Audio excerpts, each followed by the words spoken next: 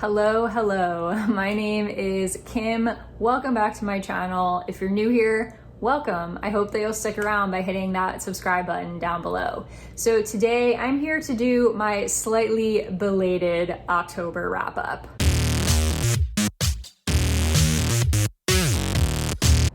I was in a major reading slump in October and that was terrible. So honestly, this was probably my worst reading month this entire year. So I don't have a lot to wrap up. This should be a pretty quick video. So in the month of October, I ended up reading 6 books, which totaled 1,952 pages.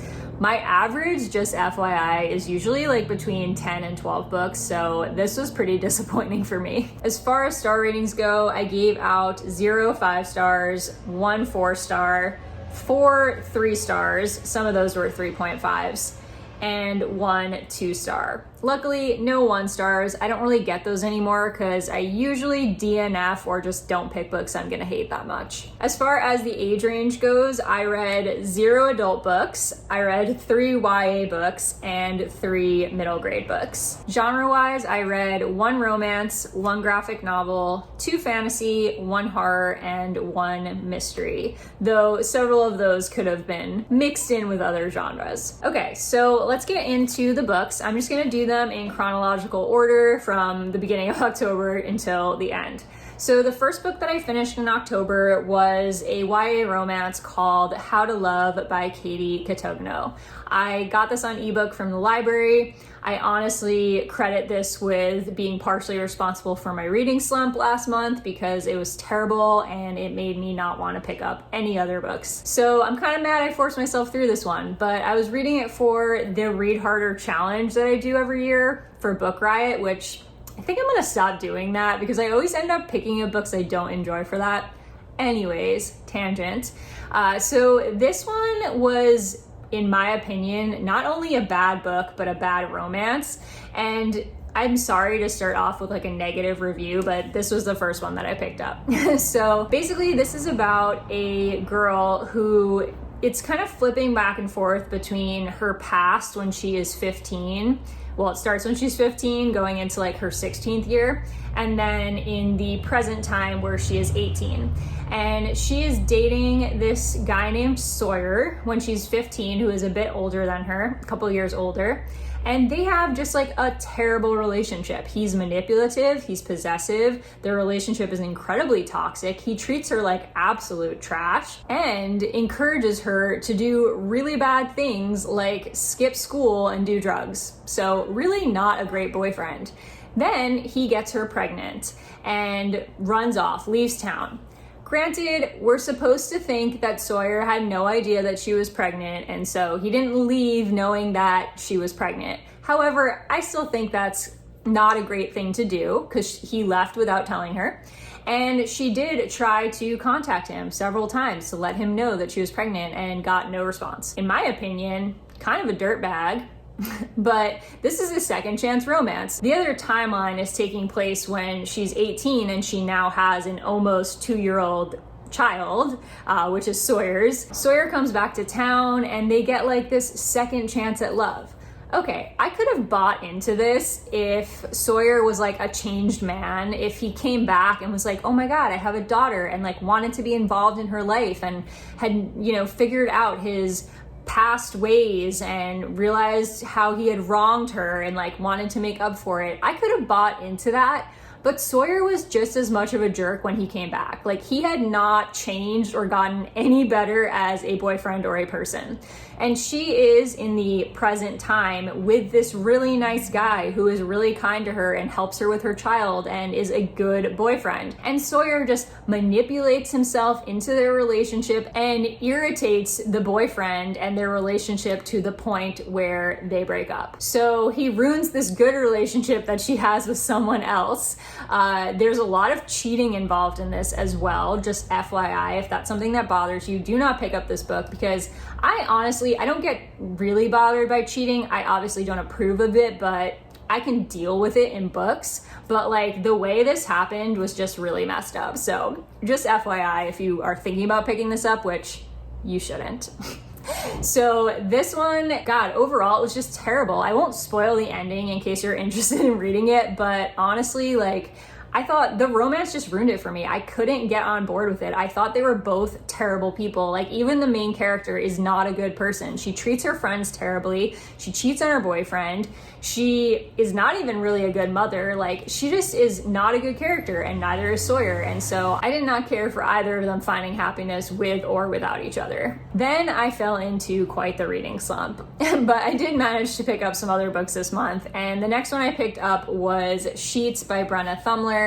This is a middle grade graphic novel. I've already returned my copy to the library, so I don't have it, but this was really cute. I gave it 3 stars. I thought it was like an enjoyable read, but nothing mind-blowing. The art style is beautiful. I loved the color scheme. So if you're somebody who's into graphic novels, this is a really cute one to pick up. And if you're still in that spooky mood, definitely check this one out in November, because it's about ghosts. It has like this kind of own version of what ghosts look like and live like in the afterlife, and it's really cute. So it's basically about this young girl, I think she's 12, and she basically is running their family's laundromat because their mom passed away and the dad has been very depressed and can't really get himself together. She also has a little brother that's like 2 or 3 that she's pretty much taking care of, and she also obviously has to be a 12-year-old and go to school and handle all the things that 12-year-olds need to handle. So it's about how this ghost ends up in her laundromat and is kind of accidentally messing things up. There's kind of like this villainous character as well that's trying to like manipulate himself into getting ownership of the laundromat, and she has to like face off against him. It's just like a really cute middle grade story. So if you're looking for something fun to pick up, definitely check this out. Then I read 2 other middle grades, both by Victoria Schwab, and that was City of Ghosts and Tunnel of Bones. So I'll start with the first one. This is part of a series. It's going to be a trilogy. The 3rd book is not out yet. But City of Ghosts is basically about this little girl named Cassidy, and she is able to see ghosts because she had a near-death experience and a ghost saved her life. And so now she has like this ghost best friend that only she can see and no one else can, and she now has the ability to move in and out of the veil. And so she can see like other ghosts as well, and she can feel when there are ghosts around. And she also has this camera that fell into the lake with her when she almost drowned, and that camera now seems to have some sort of like, I don't want to say supernatural abilities, but she can take pictures in the veil and they sometimes come out. So both books are about her adventures in the ghost world. The first one takes place in Edinburgh, Scotland, and her parents are basically doing this ghost show. They're kind of like a ghost hunter type show, most haunted places in the world type of thing. And so she is taken along with them on this trip.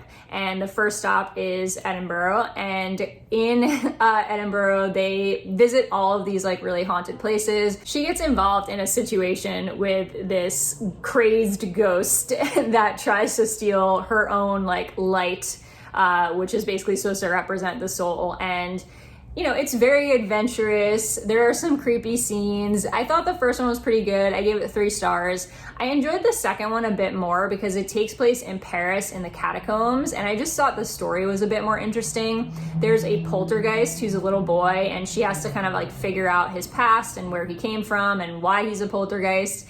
And so she has to like help him move on, basically. She has discovered that she's supposed to be a ghost hunter and she's supposed to help ghosts move to the next life, and she has to help this poltergeist, but poltergeists are notoriously hard to deal with, and so she has to kind of seek out help from her real human friend and her ghost friend to try to stop the poltergeist. I just thought that the setting of this one was a lot more fun. It was way more atmospheric, and the villain, the poltergeist, was also much more interesting, I think, than the villain in the first book. I gave this one 3.5 stars. I finished off the month by reading 2 YA books. The first one one was Clown in a Cornfield by Adam Cesare. I'm really glad I got to this one in October because it was the perfect horror, spooky atmosphere type book I was looking for. This one is a slasher novel. It's exactly what you think it's going to be. There are these like creepy clowns that are killing people. I have to say this was pretty much what I expected it to be. However, I was a little disappointed that there wasn't more plot to it. Like I kind of wanted more story.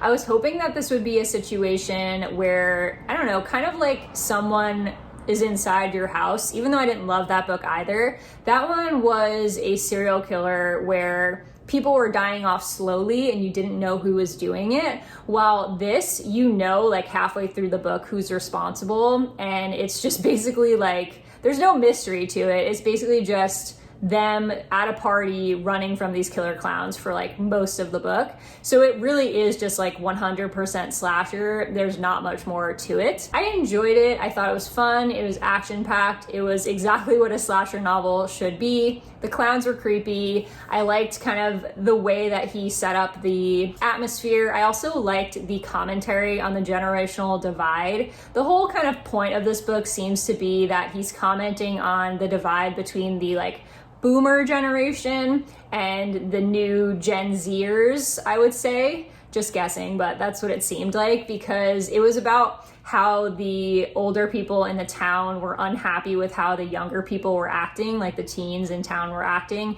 and they basically wanted to get rid of what they saw to be the ringleaders of this group that were encouraging them to like rise against authority. And some of the conversations that happen, it's pretty clear that the older people are supposed to represent the boomer mentality. So I appreciated that. I thought it had some interesting commentary. I actually would have liked more of that. Again, I just like wanted more plot. It felt like there wasn't much substance to this beyond like they're running from killer clowns. I don't know if I said this, but I gave this 3.5 stars. Lastly, I read None Shall Sleep by Ellie Marney. This was my favorite book that I read this month, and this was a 4-star read for me. This one is, I mean, it was right up my alley. I don't know if this book is really gonna be for everyone, but if you enjoy serial killer stories or like the psychology behind serial killers, I definitely think you'll enjoy this one. It did remind me a lot of The Naturals, except it was different in the way that it approached serial killers. So basically, this is about a girl named Emma. She is a survivor of a serial killer, the only survivor of this serial killer named Huxton. And she gets recruited to work for the FBI for the summer to help interview young incarcerated serial killers. So like these are people that have already been caught but are all teenagers, and her and Travis Bell, who is a US Marshal candidate, have been brought together as partners to go do these interviews. But they soon find out that the program was also created because they're trying to catch an active serial killer who is killing teenagers. They're not supposed to be involved in that active case, but they're going to be using the information that they gather from these interviews to help inform the active case that's happening where the teenagers are getting killed. I'm sure you can figure out where this is going. I thought that this was really fun. It was exactly what I thought it was going to be. There were some things I didn't love about it. It was a little slow. I kind of wanted more of the actually like looking for the serial killer and more of the psychology behind the serial killers.